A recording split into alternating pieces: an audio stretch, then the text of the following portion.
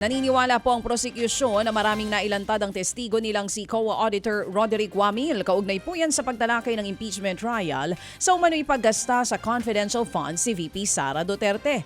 Ayon kay House Prosecution Panel spokesman attorney Benjamin Tolosa, mabibigat po ang mga nailahad ni Wamil sa paglilitis. Kabilang dito ang umano'y unang beses na pagkakaroon ng confidential funds ng OVP at DepEd sa panahon lamang ni VP Sara. Mahalaga rin daw ang inilahad ni Wamil kung saan kinumpirma nitong pirmado ng Vice-Presidente ang lahat ng disbursement sa nasabing pondo. So, maliwanag din dito based dun sa mga dokumento na na-identify ng testigo na ito kung ano ho ang naging participation so far na nakita na natin sa parte ng Vice-Presidente. Yan nga po ang tinig ni House Prosecution Panel spokesman attorney Benjamin Tolosa.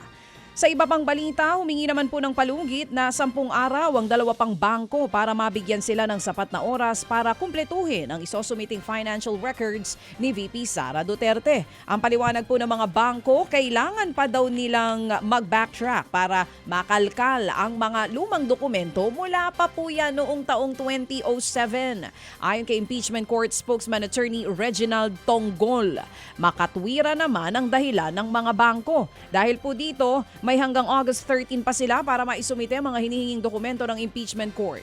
Hindi pa naman daw ibibigay ng korte ang naturang mga dokumento sa depensa at prosekusyon dahil kailangan pang dumaan sa inventaryo ng mga nasabing dokumento. May sapat na oras pa naman daw para rito, lalo't mahigit 1 buwan pa bago talakay ng issue sa yaman ng bise. Habang inaasahan namang sa Pebrero pa ng susunod na taon posibleng matapos ang buong paglilitis. Tinatapos lang din po ng clerk of court yung thousands of documents na inventory nila. Siyempre po, nagkaroon po ng transfer of custody mula doon sa ating mga subpoenaed entities at agencies at hinahawakan po nila ngayon yon. So kailangan po nilang i-document isa-isa po yun. So medyo logistical lang naman po yan ng ating clerk of court.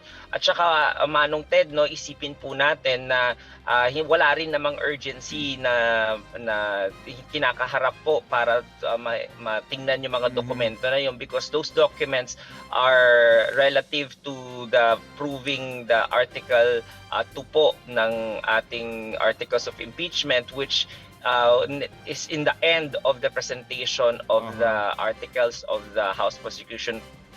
Yan nga po ang tinig ni impeachment court spokesman attorney Reginald Tonggol. Samantala, hiniling po ng kampo ni Senator Jinggoy Estrada na papag-aralang muli ng Sandigan Bayan ang hiling niyang makapagpiyansa. Sa kasong plunder, kaugnay pa rin po yan ng flood control scandal. Matatandaang ibinasura po ng Sandigan Bayan 5th Division ang unang mosyon ng senador na makapagpiyansa ito. Pero sa inihaing motion for reconsideration ni Estrada, iginiit ng senador na hindi siya flight risk. Inihalintulad pa nito ang kaso niya sa yumaong si dating Senator Juan Ponce Enrile na pinayagan din noong makapagpiyansa ng korte dahil hindi rin flight risk. Wala rin daw balak ang senador na takbuhan ang kanyang kinakaharap na kaso.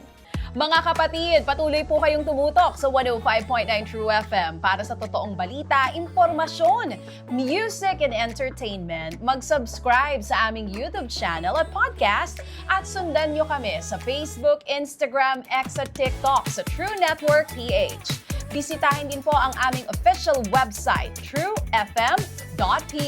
At panoorin din kami sa True TV Signal, Channel 19. Kami po ang 105.9 True FM. Laging true sa'yo, kapatid.